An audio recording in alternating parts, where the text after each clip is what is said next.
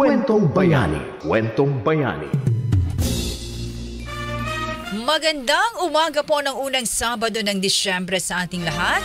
Sa ngalan po ng aking partner Jojo Armenta, kasama ninyo po solo today. This very beautiful morning of Saturday, December 2 na po tayo 2023. Radyo Man, Jenny Pahilanga. Ang Kwentong Bayani hatid sa inyo ng RMN at ng BCYF. Again, happy anniversary BCYF. And last November 30 po, ay nagkaroon sila ng isang sabi ngayon, memorable na event. Ayan, at ito po ay live via Zoom. Yung ating mga kaibigan po, of course, Sir Tony, na sa kabuuan po ng pagsaselebra, pagdiriwang ng anniversary ng BCYF. Again, congratulations and happy anniversary sa BCYF mula po sa RMN. Ayan, sa amin na of course, yung Ma'am Erica, na talaga namang maraming salamat po sa pagsuporta at paanyaya. Ayan, sa ating po naman dito sa Kwentong Bayani. Samahan niyo po ang programang ito hanggang alas 11 ng umaga. Dalawa ho ang ating inaasahan na makakasama sa bahaging ito ng Kwentong Bayani. At dahil Disyembre na ngayon ay kumusta ho kayong lahat? Kakaiba naman na ating mga pag-uusapan sa Kwentong Bayani. Tutok lamang po sa aming mga social media accounts. Live po tayo ngayon. Sa Facebook, live ho tayo dyan. Meron ho tayo sa TikTok. Meron po tayo sa Twitter at saka po naman sa YouTube. Itatype nyo lang ho, napakadali lamang ang DZXL News. Yan, kasama po natin dyan at ibahagi, i-share po ninyo ang ating programang ito. So Courtney, kung nandyan na yung ating unang panauhin. Okay, ipakilala po natin, ayan. I think si Sir Courtney, Sir Mark, John Mark. Okay. Kasama po natin sa umagang ito, salamat Courtney, sa ating digital. Kasama po natin, mapalad ho tayo, ang founder ng Solar Hope. Sa umagang ito, alamin natin ang kanilang Kwentong Bayani. Live via Zoom, Sir John Mark Napao. Sir John, magandang umaga. John na lang bata pa pala John, good morning. Radyo Man Jenny, sa ngalan ni partner Jojo Armenta. Good morning din po. Ayan. John, kumusta ngayong umagang ito? Unang Sabado ng Disyembre. Okay naman po. Excited sa coming year uli. Oo nga. Bilis 2024. John, welcome sa Kwentong Bayani. Unang-una kong tanong, John, para sa kaalaman na ating mga nakikinig. At live tayo ngayon sa Facebook, DZXL News. John, napapanood ka at ako dyan sa ating programang Kwentong Bayani. Pakibahagi sa amin, ano ba itong iyong ngayong pinagkakaabalahan bilang founder nitong Solar Hope President at founder po si John ng Solar Hope? Ano ba itong mission ninyo at ano ba ang adhikain ng iyong grupo or business or organization? Malaman namin. And of course, kailan ito na itatag, John? Magandang araw po sa lahat. Again, po si John Mark Napao, President and Founder of Solar Hope. Ang Solar Hope po is isang NGO na tanging layunin namin is makatulong sa mga marginalized communities, especially yung mga katutubo po sa mga bundok or na mabigyan sila ng kuryente. Kasi kadalasan yung mga area po na yun, hindi sila abot ng grid. Oo. So, yung ginagawa po namin, yung grupo namin, is pupunta kami doon at binibigyan namin sila ng solar. So para sa pailaw. John, maputol kita. Correct me if I'm wrong. Is this your second time na ba? I think no? Or first time? Parang nung pandemic po yung last time. Alala ko yung kasi nagbibigay ng mga, yung makikita mga bundok, di ba? Yung mga pang-kuryente. Sige, tuloy mo. Naalala ko na si John. Nice meeting you again, John. Go ahead, please. So, I think during that time po, 2 years ago, gano'n na, sorry. Yeah, just go ahead. That's 2 years ago. Pero nag-start po ang Solar Hope 2017 pa. Actually, nag-anniversary po kami kahapon for 6 years. Happy anniversary, December 1. Magkasunod kayo ng ating BCYF, ha? Anniversary ng BCYF naman ng November 30, sina Sir Tony, kasama sina Ma'am Erica, magkakasama kami dyan at bumati ng happy anniversary. So again, ilang taon na? 6 years po. 6 years. Congrats. Nag-start po kami December 1, 2017. Okay. And yun nga, nung nag-start po kami, actually, ang goal ko lang noon is matulungan yung isang Badjao community sa Batangas. Hindi ko in-imagine na magiging NGO kami. Parang gusto ko lang tulungan yung kuryente nila doon. Okay. And yun nga, nagulat ako na lalaki po ng ganito yung mission and yung NGO na this year we reach yung mark na more than 3,000 homes yung nailawan na po namin ng solar. So Oo. yun, and we're looking forward po to more homes and communities po for the next years. Oo. Sabi mo ay Bajau, no? Batangas, tama, John? Apa. How did you come up with this idea na yun, magbigay ng libreng pailaw na yung solar dyan sa ating mga kababayan, lalo sa mga kabundukan? Ikaw ba ay, ano ang kwento nito na bayani sa'yo, sa likod nito? Bakit ka napunta sa ganitong paglilingkod o yung advocacy mo? Actually, yung Solar Hope po is very personal din to me kung bakit ko siya nasimulan. Marami nagsasabi na ang ganda ng ginagawa namin, nakaka-inspire. However, Solar Hope is actually a fruit of my depression. So back in 2017, I hit rock bottom and I was diagnosed with depression, anxiety disorder. Okay. And I was in the verge of parang giving up. But yung turning point ko was when I was invited to join an outreach sa Bajau. So parang during that time, parang instead na parang nagwawaldas ako ng buhay, sabi ko baka pwede akong may maging purpose pa doon. So nung nagstay ako doon, nag-immerse, doon ko na-realize na ang dami pang palang bagay na pwede kong magawa and there are many things na pwede kong maging grateful pa. And even in the simplest things, pwede kang maging thankful and grateful. And malaking tulong. I think that was the time na during that time someone became or a community became a beacon of hope to me.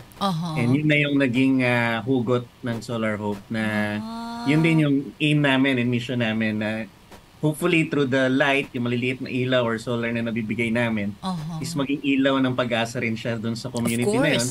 And sila rin maging ilaw din ng pag-asa sa iba pang mga kasama nila sa community. Oh, that's how it started, John. Ano, yung kwentong bayani mo na depression, tapos sumama ka sa ganitong klaseng mga activities, right? And from there, dun mo nakita na, teka muna, para may tutulong tayo dito, di ba? And now look at that, 3,000, no? Families, right? Nabigyan ng pailaw, no? Diba, John? That's good. Sabi nga Solar Hope. Bakit ito ang pinangalan mo?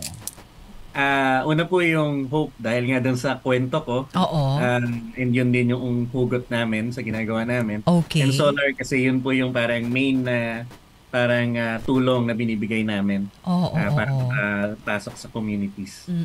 John, maari bang malaman muna namin because ikaw malapit ang puso mo sa mga Bajau, no? Tama?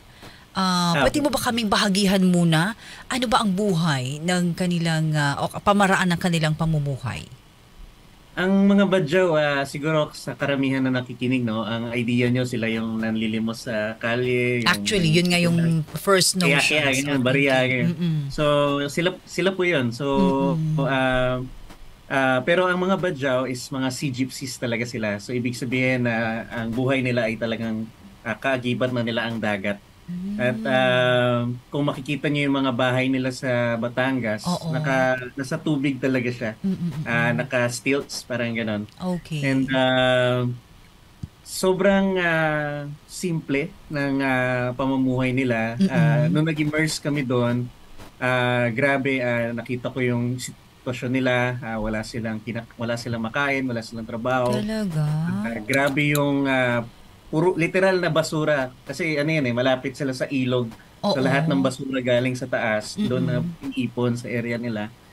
Yet ang sobrang nag-strike po sa akin nung una kong na-meet itong community doon is yung despite their situation, sobrang grabe yung pasasalamat nila. Ultimo sa mga napakasimpleng bagay. So actually the fact lang na parang pumunta kami doon, nakitulog kami sa bahay nila. For them parang never na nilang inimagine na may magre-reach out na gano'n. So, yun. Yun. And I think hindi lang Bajau yung gano'n. Even in the other communities po na napunta namin like Dumagat, Aitas, gano'n din. Aside from that, then, sa mga Aitas din ang Dumagat, nagpunta rin kayo. Saang lugar yun, Mark? John Mark? Nung una po, bago pandemic, nasa Bajau kami sa Batangas. Tapos mga Mangyan sa Mindoro. Mindoro. And then, Dumagat sa Tanay.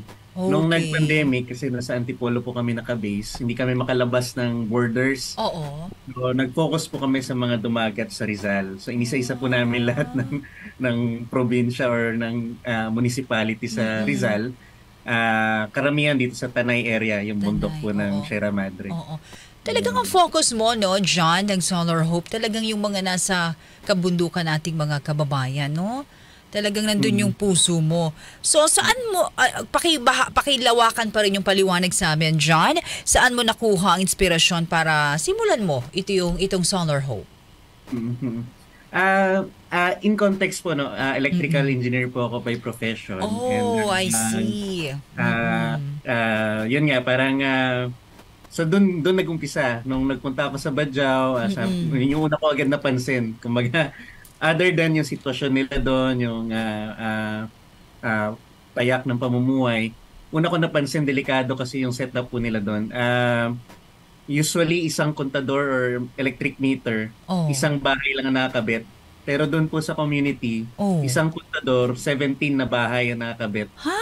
So, sobrang prone po nun sa sunog. Oo. And yun nga, actually, marami na silang case na naging ganon. Oh. So, sabi ko, gusto ko lang matulungan kahit man lang malagyan ng panel para pag nag-trip or nag-short, pwedeng sumara yung Oo, protective oo. na device. Mm-mm. At least maiwasan yung magkumalat yung sunog. Tama. So, doon nagsimula and then nag-evolve na po kasi bawat community pinupuntahan namin iba-iba, like sa Tanay, karamihan ito mga bundok, so nagte-trek po kami ng halos 2 hours or Okay. yung sa Mindoro for example, Ito nagbabangka nakikita natin na to. Tama? sa Tanay po yan, sa Tanay. Daraitan. Thank you kay ano. One of our latest po Courtney. yan itong November lang. Oh, So, yun. I So, see. Iba-iba rin po talaga. Grabe, no? Mahirap ba dyan? Kasi bundok yung mga pinupuntahan nyo eh. O anong mga challenges doon, John? Aside po sa mahirap in terms of topography, especially nitong pag mga Burmans, pumasok ang Burmans kasi tagbagyo na yan. Oo. So, ang hirap, lalo na yung mga pinupuntahan mo namin, tawid ilog. Yun nga, may yun kami nga. sa Tanay, parang Oo. siyam na ilog yung kailangan po namin tawirin. Grabe, Para lang pumupunta talagang tinawid yung nyo community. yun? Lakad Opo, lang, John? hindi kaya po yan ng normal na sasakyan. Talagang malalaking gulong or 4x4. Ano yun? Buong maghapon ba yun o kalahating araw? Ay, ito. Buong araw po, usually ang outreach namin, pag talagang malaki yung gawain, nag-overnight na po kami doon. Kasi nga, yung oras pa lang, ubos na yung biyahe. Yung tricycle, ayun ho, anong tawag sa ganyan? Balsa ba yan, John? Balsa. Kasi Oo. kailangan po tumawid doon sa community. So, sinasakay pa ng balsa yung mga gamit. Grabe. Ang effort ninyo, yung talagang volunteerism and love ninyo, no? So, itong mga nakita nating mga boxes na to, ano to, John? Yan po yung mga solar. So, bali, ang isang solar po kasi, okay. meron siyang 3 ilaw na pwede mo pang makontrol yung intensity niya. Kung gusto nila Okay. magtipid, pwedeng mahina lang or Oo. kung gusto malakas. Tapos pwede ka rin po mag-charge ng mga cellphone or basta hindi USB. So, yun. Malaking bagay yan kasi sa mga communities po na to. Dahil wala nga silang Meralco or grid, ang gamit lang po nila is gasera, battery, or minsan kandila lang talaga. So, nakakatipid pa sila through this solar na binibigay po namin. Could you educate us konti lang? Anong advantages ng solar? Una, libre po siya. So, basta may araw po at hindi Yun, nawawala yung araw natin. oo. Pwede po silang magkaroon ng kuryente. Mas safe din po siya compared dun sa mga gasera. Gasera po kasi parang kerosene po yan. Yeah, Kapag nakakatanda. ipon yan, pwede yan mag-cause pa ng mga sunog. Oo. At harmful po yan sa pag nasisinggot ng mga bata or yung tao yung uusok na itim. Oo. Yun. Kandila. Delikado rin ng kandila. So, mas safer po siya at mas malinis yung solar. Ayun, pala ang solar, no? Ito bang mga kahon na nakita namin, talagang ito ay mula sa puso ninyo, Mark, na part of volunteerism na binibigay talaga ninyo? Actually, nung nag-start po kami as Solar Hope, kami pa lang po ng family ko at sariling galing sa bulsa talaga. Yung mga sahod namin, nag-chip in lang kami. Oo. Pero nung lumaki at marami na po kami nagiging partners ng mga corporations din, ng mga ibang organizations. Ngayon, baliktad na po. Kami na po yung parang ang daming support na dumadating. Yung iba, next year na lang muna. Kasi gusto namin quality rin yung nabibigay na outreach at tulong sa mga community. So, Mark, ilang oras pwedeng gamitin yung solar?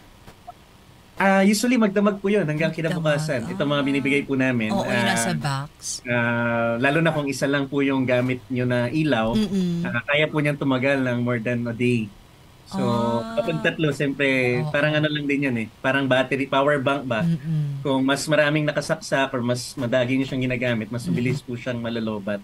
Eto magandang tanong to, Mark. Diba sabi mo nga, John na lang. John, sabi mo nga na sa sikat ng araw, no? Tama?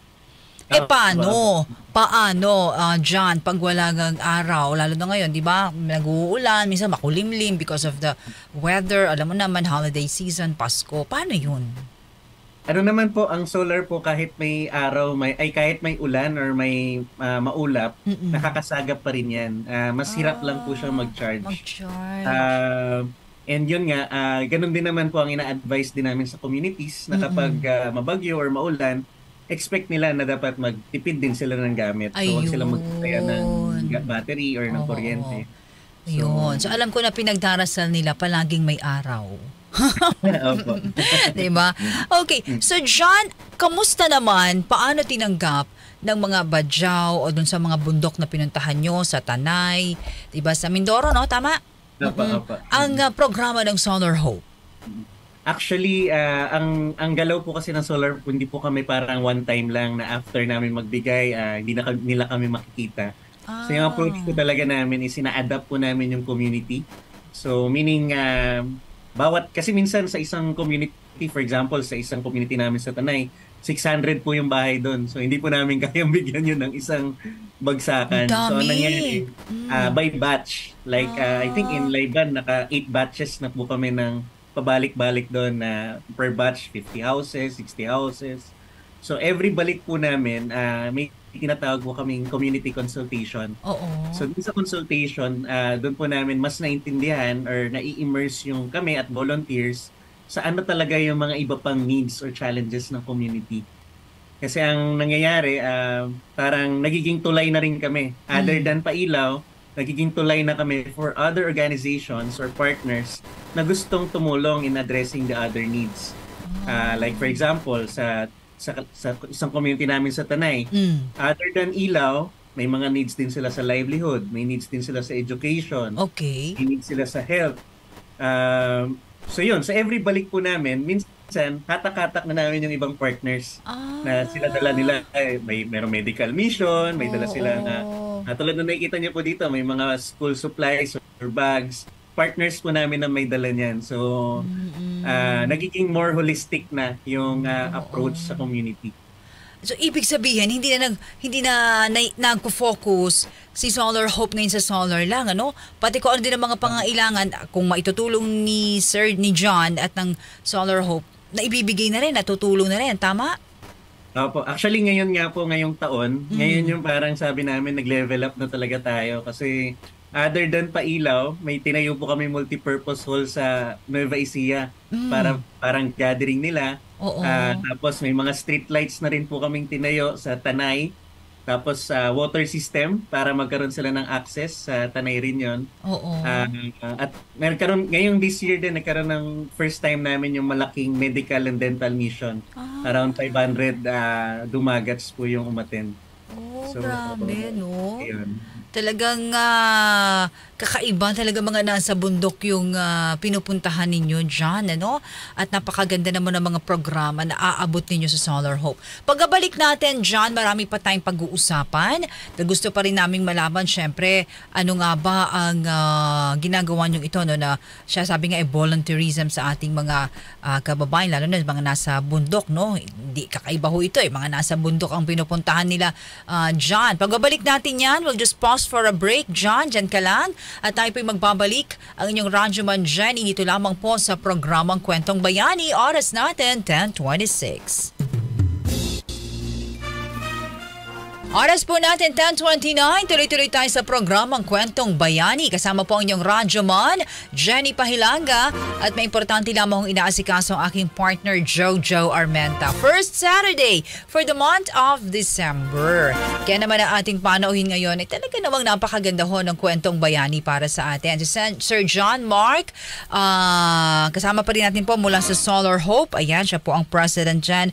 At talaga namang napakaganda ng kanyang Kwentong Bayani. Sir John, balik tayo. Sir John, gusto ko malaman or John na lang yan.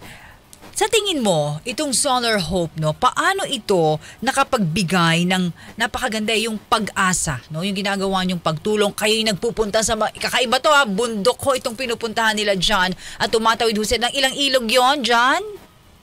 May shampoo ang pinakamarami. Hindi ko kinakaya yan, John. Grabe, galing. Paano nakapagbibigay ng tulong?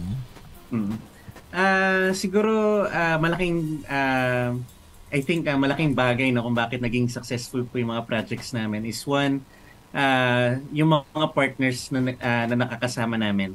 Unang-una yung mga local hosts po namin or partners na nandun talaga sa community, like yung mga schools nandun, yung mga organizations or local government na nandun, dahil sila talaga yung groundwork na tumutulong sa amin doon. And siyempre yung mga partners po namin na nagbibigay ng funding, yung support and volunteers. And siyempre yung team na nagtutulong-tulong, hindi lang yung sa mismong day ng outreach, pero lahat, yung buong preparation, yung sa back-end, yung planning. And I think malaking bagay din po na malinaw sa amin kung bakit namin to ginagawa. Na hindi namin to ginagawa para lang makatulong din sa kaiba, kundi dahil nakakatulong din to na malaki sa amin. So tulad, actually as a volunteers po namin, nakakatuwa kasi meron kaming mga times na nagde-debriefing kami, nag-sharing ng mga experiences or journey namin. Lumilitaw doon na yung pinagdaanan ko nung nagsimula ako ng Solar Hope, marami sa kanila, ganun din pala kung bakit sila sumasama sa Solar Hope. Malaking bagay na nakakatulong sa recovery rin nila. And malagpasan yung pinagdadaanan nila at this moment. So, talagang tunay na ilaw ng pag-asa, hindi lang sa community, kundi sa team din namin sa loob. Grabe, nakikita nyo ho dito, Ayan, salamat kay Sir Rod. Nakikita nyo dito, ito yung mga ilog. Tama, John? Ito yung ilog ng mga tinatawid ba ninyo? Lugar yan. Isa po yan. Saan to, John? Saan to? Daraitan po to. Daraitan. Okay. So nakita namin kanina yung itsura nung color yellow, yung solar. Ang ganda ng ilaw, liwanag, Kita namin yun kanina. Ang galing napakaganda ng programa. So ilang kabahayan uli yun? For example, dyan sa mga badyaw. Hindi ko lang po kabisado yung bawat community sa dami na. Pero 3,115 na po lahat-lahat. Ito yun, John. Ayan, yung mga sample. Ayan po yung isa sa mga solar na nabibigay din po namin. Ganda, malakas yung yun. So tinuturuan nyo rin sila. Tinuturuan namin sila kung paano siya install sa bahay, gamitin na maayos. Tapos kung paano tipirin. Tsaka especially yung warranty, tinuturo namin sa kanila na kapag nagka-issue or nagka-problema, pinapalitan po namin as long as pasok sa warranty. Ang galing. Kumusta ang pagtanggap at kumusta naman ang ginagawa sa inyo ng mga like sa Badyaw, sa Daraitan? Kumusta ang pagtanggap nila? Siyempre masaya po sila. Although ang siguro more than that, kasi ang ginagawa rin po namin, binavalidate din namin yung mga binibigay namin. So like for example, one of our communities sa Tanay, binigyan namin I think back in 2019. Binalikan po namin this year. And up and running pa po yung unit. And sobrang grateful po nung nung mga napunta namin. And for example, sa akin, yung na-interview ko, dalawang matanda. Actually, kinukwento nga nila sa akin na parang mula daw nung nagkaroon sila ng solar, hindi na sila maaga natutulog kasi naglalaro na sila doon sa cellphone ng game. So, yun. So, yun yung mga isa lang. Pero marami rin naging magandang impact po yung solar in the communities. Like, lalo na sa education ng mga bata. Especially ng pandemic na modular po yung modality natin. Nasa bahay, nag-aaral yung mga estudyante, nagsasagot ng modules. So dati gasera lang gamit nila, inabutan namin yon. Tapos nung may solar na, mas maliwanag pa at mas safe pa yung gamit na ng mga bata. So yun, marami pa po at even in their livelihood, no? Dati, ang kadalasan po kasi itong mga katutubo, maaga-maaga pa lang, alas 3, alas 2, pumupunta na yan ng bundok para magkaingin, mag-farm. So nung may solar na sila, dati maliit na flashlight lang. Ngayon, nung may solar na sila, mas maliwanag na yung ilaw na dala-dala nila on their livelihood. Grabe, no? Nakita mo dun dyan kung gaano kahalaga itong solar na, yung pailaw, no, na binigay ninyo ng iyong grupo Solar Hope sa ating mga kababayan, ano, sa bundok. At ngayon ko lang din na masadagdagan yung kaalaman ko at marahil yung ating mga nakikinig at nanonood na may mga kababayan tayo na talaga mga nasa bundok doon nabubuhay ng ganyan, ano? Mark, wala pa rin palang pailaw? Opo. Oo, Normal yan. po kasi mahal pong ma-extend yung, kunyari, Meralco, kung Oo. i-extend nila yung linya tapos 20 bahay lang or 30 bahay lang, Oo. mas masyadong mahal po yung pagtayo ng mga post. Ito saan to, Mark? Saan to? Sa Rodriguez po yan, Rizal din.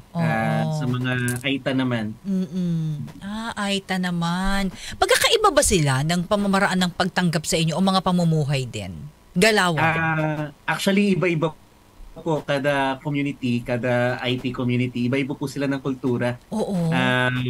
Iba-iba rin ng ng pagtanggap. Like for example, Uy, naliligo sila. meron iba na talaga mag-perform pa sila ng tribal dance nila. So sobrang lalo na sa mga bagong volunteers, ngayon lang sila nakita ng ganun. Ayun. Meron din naman nakita namin, lalo na yung sa Mindoro. Oo, yan, sa Mindoro. Parang wala nang naging role yung mga volunteers kasi sobrang sila mismo in their community. Oo. Sobrang eager sila na magkaroon ng mga community-initiated projects. And naging ministerial na lang yung role ng mga volunteers. So, I think ang very common in all of them is they have yung pinaka-treasure talaga na nakukuha namin ng Solar Hope in the communities. Is yung mga storya po nila. Yung mga storya ng pagsisikap, storya ng liwanag at pag-asa. Na despite ganyan yung situation nila or yung challenges nila sa kanilang communities, sobra pa rin yung eagerness nilang mabuhay at umangat sa buhay. So, nakaka-inspire din po yun from our end. Doon sa mga napuntahan nyo ng mga kababayan natin sa bundok, ano yung medyo mas moderno na nakaka-adapt na sila sa pamumuhay?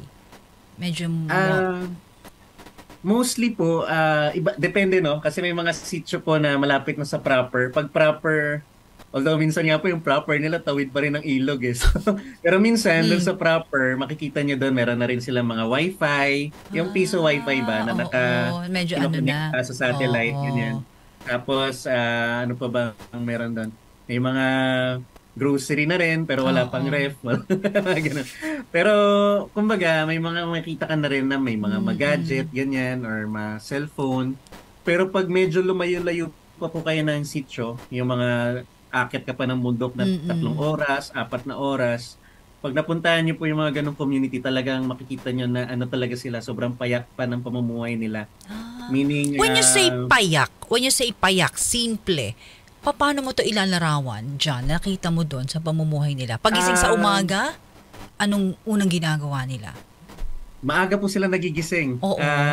Parang ang kwento sa amin ng mga taga doon, alas 3, alas 2, gising na sila. Nagsisimula na silang magkaingin, mag-farm, mag-sawali, or kung ano man. Maaga rin sila natutulog. Parang alas 6 pa lang, yung iba natutulog na, ganyan. Kasi wala rin namang ilaw. So, wala silang nagagawa. Tapos, sa pagkain, very close family ties ang nakita namin sa mga katutubo. Talagang gusto nila, kasama sila. Kahit madilim, kahit nila nakikita yung kinakain nila, basta sama-sama sila. Ano pa ba? Marami din sa kanila ang mararaan pa rin pag kunyari may sakit or may karamdaman. Yan. Gamot bundok ang tawag nila, or gamot katutubo. Yung mga dahon-dahon. Dahon-dahon, tapal-tapal. Yung iba naniniwala pa rin sa mga parang albularyo, yung mga ganun. So, takot sila. Actually, nung panahon ng pandemic, takot yung ibang community sa vaccine. kasi hindi nila alam yon. So, Okay. yun. So, medyo challenge din ang pag-relay and communicate, info-disseminate ng mga health workers din in Oo. this community. Alam niyo mga kasama, ang kakaiba kasi dito sa Solar Hope ni Sir John Mark Napaw is mga bundok ho eh. 'Di ba? Yung mga katutubo ang pinupuntahan ninyo, tinutulungan. Mark, sabi mo siyam na ilog ang inyong tinatawid at bundok ang inyong talagang inaakyat. Ano ang rewarding? Ano ang gantimpala na nakukuha mo dito sa mga ginagawa mong ito na pagtulong sa ating mga kababayan sa mga kabundukan? Mm. Ako po personally, ako kung bakit ko to ginagawa, yun nga naging ano na siya sa akin. Nung una, nung in-start ko, naging therapy siya for me to recover from my state. Oo. Pero moving forward, nagiging ano na siya parang kung meron ba akong tinatawag na parang love tank, parang ganun. Mm-mm. Yung pagtulong is mas lalo akong napupuno ng pagmamahal, ng mga istorya na galing sa community, inspiration. And I think yun din ang dahilan kung bakit may mga volunteers kami na handang tumawid ng ilog, umakyat ng bundok, Correct. mag-lead sa work, or Oo. maglabas from their own pockets to help. So, I think, yun nga, yung sabi ko kanina, more than sa kami, nakakatulong sa community, hearing their stories. I think kami rin mismo na-refresh or na-recharge as volunteers. John, ilang taon na? 6 years na ang Solar Hope, diba? Pero ka bang isang pwedeng very memorable within this span of 6 years na voluntary mong pagtulong sa mga kababayan natin sa mga bundok, no? Pagbibigay ng ilaw. Meron ka bang natatangi na isang kwentong bayani na hindi mo malilimutan, Mark? Ang lagi ko pong kinukwento, although ang dami, pero siguro ito na lang lagi ko the best. binabanggit. Nag-start kami 2017. Okay. Pero from 2017 to 2019, wala po kaming nagawang pailaw. Kasi medyo mahal lang isang unit. And wala rin naman kaming capacity. Hindi naman kami mayayaman para magbigay. Mukhang mayaman lang, no? Mukha Yan. Pero yung pinakauna po naming pailaw or tanglaw, tawag po namin sa projects namin ng solar is tanglaw. is noong 2019. Okay. Sa isang bundok sa Tanay, na it took us, I think, 1.5 hours para maakyat yung bundok na yon. Sobrang memorable po sa akin yung outreach na yon kasi yun yung una naming pailaw. Kumbaga for 2 years, we've been dreaming na makapagbigay talaga kami ng solar, and yun na yun yung unang outreach. And then at the same time, during nung turnover po namin nung gabi, kasi doon po kami nagstay nag-iyakan po yung buong community. Kumbaga parang sobrang hindi ko ma-explain yung experience or yung feeling during that time. Pero nung tinanong ko yung isang tatay doon or senior, sabi kasi niya, never daw in-imagine ng community na magliliwanag ng ganun yung area nila. Kasi sabay-sabay namin sinindihan yung ilaw nila. Galing. Baga for 40 years, 50 years that they've been living there, ang dilim talaga pag ganung oras ng gabi. Pero nung time na yon sobrang parang napunta yung Meralco dun sa sa area nila. Galing. So yung pinaka-memorable, no? Nag-iyakan talaga. Wala pang bumubulong sa'yo na, uy, ba't mo pa kami binigyan ng ilaw dito? Okay na yung namin, yung mga ilaw namin dito. Wala namang ganon. Actually, kasama po yun sa bago kami mamigay, meron po kaming shortlisting ng beneficiaries. So katulong po namin doon yung mga local partners namin like LGU or school. Kasi sila yung magva-validate na talagang deserving yung household.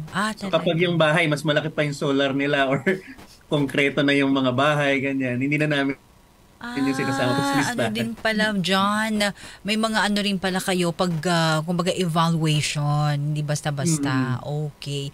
Galing, ano. John Mark, pinag-uusapan natin, sir, dito ang spirit of volunteerism. Paano ito maipapayo mo? Paano ito mas mapapalawak pa natin, mapapalagana pa natin yung spirit of volunteerism? Especially, we have 23 days before Christmas. Happy holidays, John. And paano pa mapapalawak natin itong spirit of volunteerism? And meron ba kayo itong December na ito na pagprograma pa rin, na pagbibigay volunteerismo pa rin o tulong sa ating mga kababayan?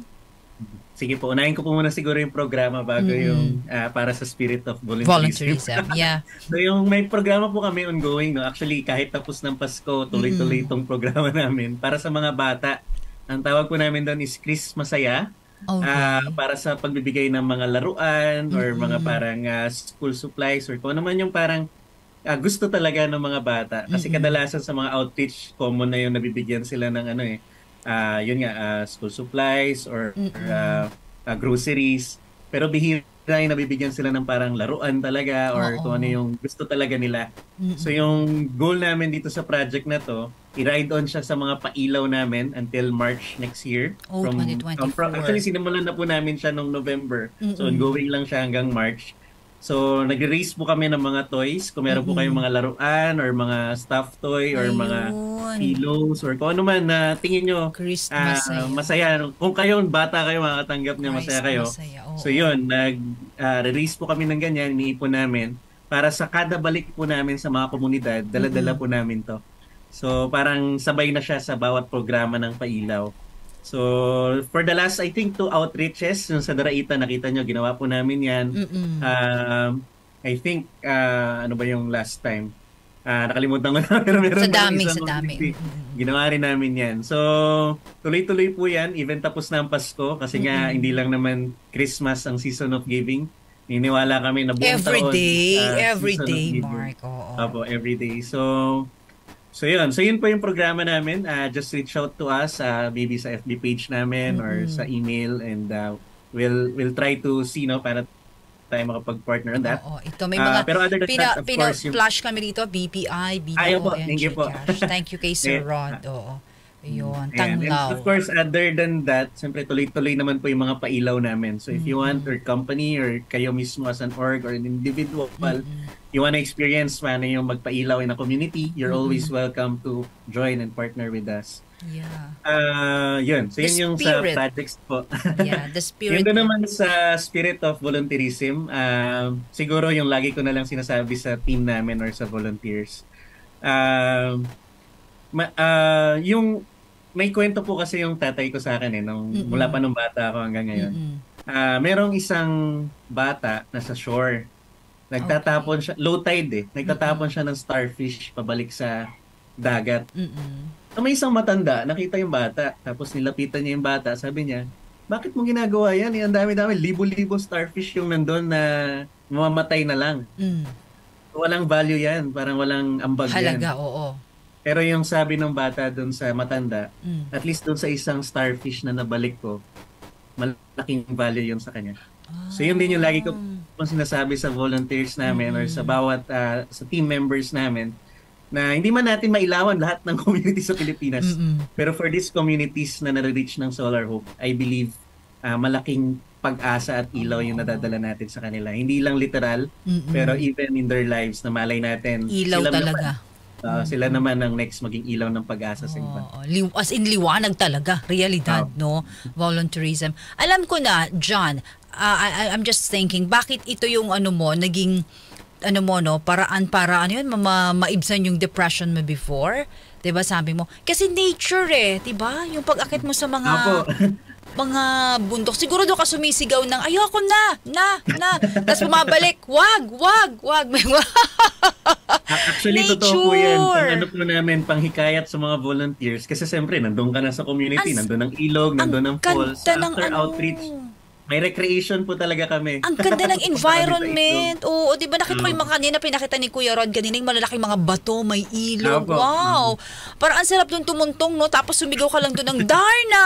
Yung mga ganon, di ba? Nature na nature. Kaya pala alam ko na, John, nakatulong ito sa'yo. Tapos eto na, naging karoon ka na ng volunteer works mo, volunteerism mo na nagbigay ka na rin ng sabi, parang kulang ito ng madilim ang paligid. Bigyan natin ng liwanag, di ba? Pailaw. Yan. So Mark, nasa yung pagkakataon, any parting words or inspirational messages po sa ating mga katulad mo na sabi nga yung spirit of volunteerism, buhay na buhay, may kwentong bayani, ang Solar Hope. Please, ayan, John, mensahe mo sa kanila.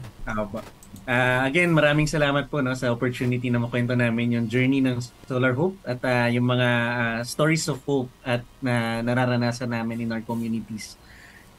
Siguro as our closing message and encouragement sa lahat, um, siguro yun nga, yung mga mukha namin, yung mga pangalan namin, or yung pangalang Solar Hope, hindi man yan siguro maalala ng mga communities na napuntahan namin. Pero yung meron bang yung act ba na may nagpunta doon, nag-effort to reach out to them, kahit gaano man sila kalalayo, gaano man ka-excluded, gaano man karaming ilog ang tatawirin, is may nagpunta doon para matulungan sila. I think yung dadalhin nila yon even for the next generations. Yes. And I think that's what we can call as legacy. And I believe, ako lagi ko ang mindset ko lang lagi, sa bawat isang volunteer or partner or kung sino mang nakakarinig sa amin ngayon, who knows, malay nyo, kayo na yung susunod na magtatayo ng parang Solar Hope din or NGO, or kahit hindi man or grupo, pero in your own ways na kaya nyo. I'm sure you could be a beacon of hope sa mga tao or communities. And napakaganda ng balik nun, John, di ba? Where they can reach you, social media accounts? Go ahead. Meron po kami Facebook, Solar Hope, fb.com/Solar Hope Movement. Makikita niyo po doon yung mga ginagawa namin. Meron din kaming website, www.solarhope.org.ph. And if you're interested to partner with us, you can send us an email sa info@solarhope.org.ph. info@solarhope.org.ph. So, yun. Hopefully, makasama po namin kayo sa mga next. Saan ang next project natin, John? Meron po uli kami sa Tanay kasi tuloy-tuloy lang po kami sa Rizal. Pero ngayon, we're open na lumabas sa aming borders. Nabanggit ko nga, just this last month, galing po kami as far as Nueva Ecija. Wow. So, kung meron kayong communities na you want for us to reach or to consider, you could send us an email then, and we could be happy to partner with you. Yeah, of course. Ayan. Maraming salamat, John, and nice talking to you. And although wala aking partner si Jojo, pero mapapanood niyo itong ating panayam sa'yo. Maraming salamat, more power, at marami pa kayong matulungan at mapailaw ayan, ng mga tahanan ng ating mga kababayan. Salamat, Mark, and happy holidays, and more power. Thank you so much. Thank you.